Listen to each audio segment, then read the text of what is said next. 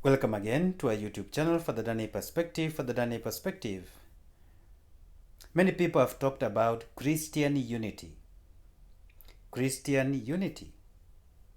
And many have yearned for that Christian unity. My perspective is belief in true faith establishes genuine unity. Belief in true faith establishes genuine unity. I will focus on few questions that arise when we talk about Christian unity. Many Christians have yearned for this Christian unity, but many of them, the Christian unity they understand is different from a unity that is genuine and true. Some may believe in a federation of Christian churches or a federation of Christianity. But is that really unity that we are talking about as Christian unity? Unity here is not coming together of Christian communities or of Christian churches forming one universal and unitary church. It's not the coming together of Christian churches, Christian communities, or Christian fellowships to form one universal unitary church or a federation of churches. Since the foundation of the faith, the Christian faith, since the foundation of the church, faith has remained pure and inviolate, pure and not violated. This is chiefly the bond of one faith. The bond of one faith is that faith that is pure and inviolate, not violated. This is the bond of faith that the disciples believed in and united in. The bond that united the disciples is purity of faith and inviolate. Faith that is pure and not violated. That's what united the disciples. But when we talk about Christian unity in the modern day and in the present day, many people think of a federation of a Christian community, federation of Christian churches. That is impossible to have a federation of Christians. It is impossible and inconceivable to have a federation of Christians. And in this federation, in which each member of this federation retains his or her own opinions and private judgments in matters of faith.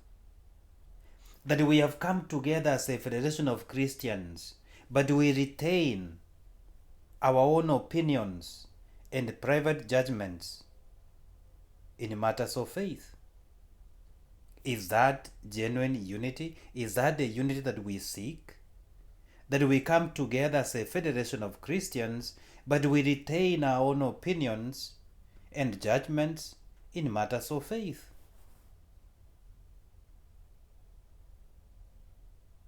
Is it possible that when they come together, or when we come together as Christian, a federation of Christians, that even when we differ from the opinion of all the rest, we still belong together as one? We differ with everybody else, but we come together in the umbrella of Christian. We have retained our own opinions, our own judgments in matters of faith, and we differ with everybody else, but still we claim that to be a unity of Christians.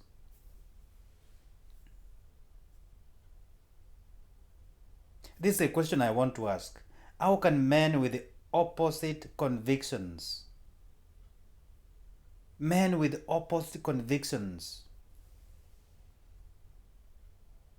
belong to one and the same federation of the faithful? Opposite convictions, how can they belong to one and the same federation of the faithful?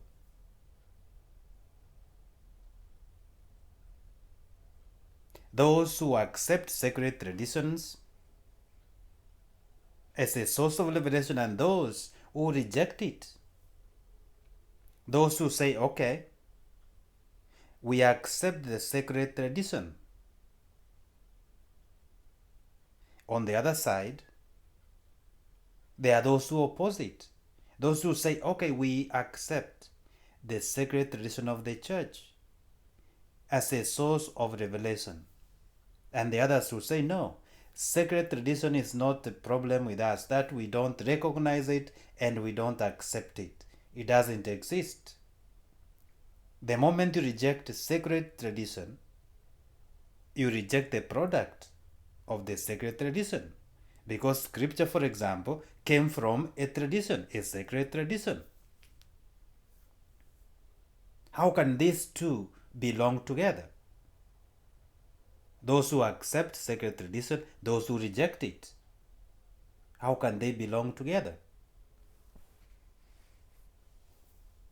Those who recognize as the divinely instituted hierarchy of the church, those who believe the hierarchy of the church is divinely instituted, and the ministers of the church are validly in place, are validly ordained. While there are those who regard this as a gradually introduced sweet or gradually introduced discipline, hierarchy, management of the church to fit the conditions of the time. How can these two belong together? Those who believe that the hierarchy of the church is divinely instituted and the ministers of the church are validly ordained, and those who say, no, we don't recognize the hierarchy of the church as divinely instituted and the ministers of the church can be valid. We can choose who we want and reject whoever we don't like. How can these belong together? How can they have unity? On the other hand, there are those who adore Christ really present.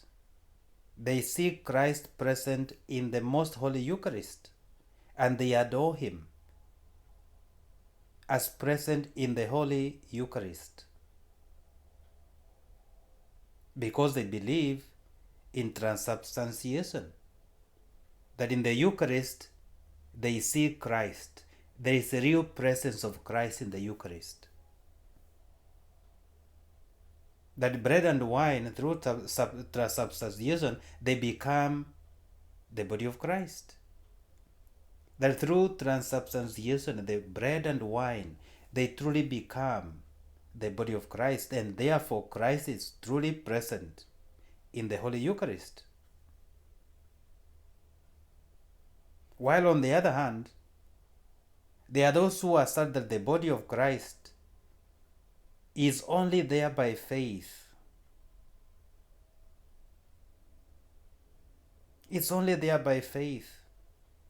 And some believe it's just a signification and a virtue of sacrament, but Christ is not present. That the Eucharist, they say, okay, it's just a signification. Christ is not there. It's just a sacrament signifying the memory of our Lord, but He is not present.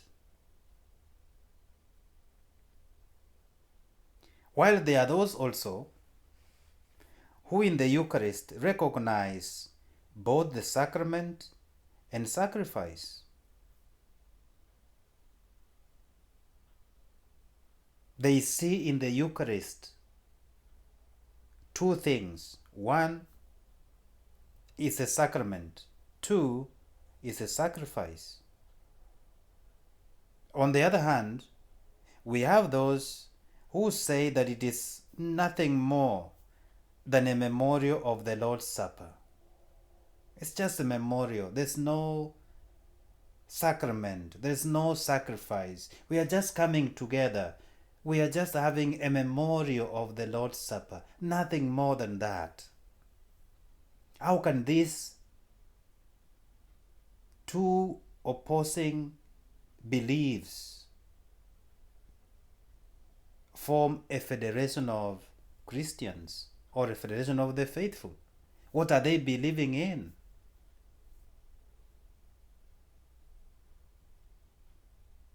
Federation of the faithful, federation of the Christians, Christian unity. But these are all divergent views. How can they belong together if they do not have one true faith?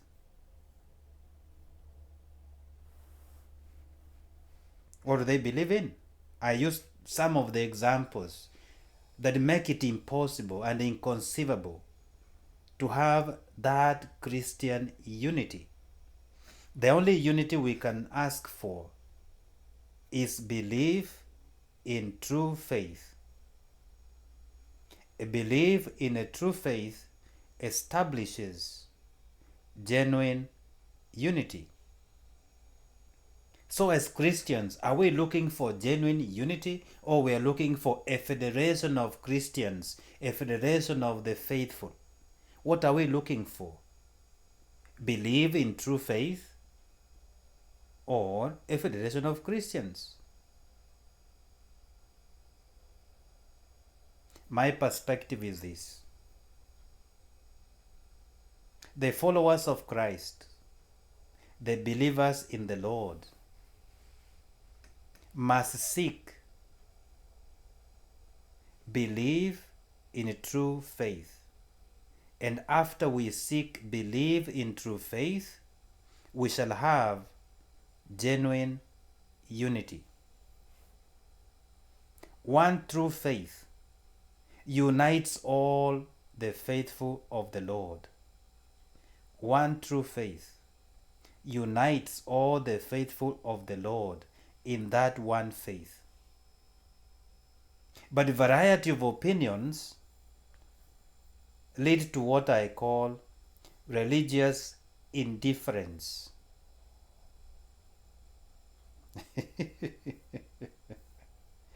One true faith unites all believers. One true faith unites all believers. But variety of opinions lead to religious indifference. One true faith unites all believers. But variety of opinions lead to religious indifference. And we have a lot of religious indifference in the world today. And due to that religious indifference in the world today, there cannot be that one true unity that we seek. It only can be made possible if we have belief in one true faith, which establishes genuine unity. Believe in one true faith establishes genuine unity among the believers of Christ.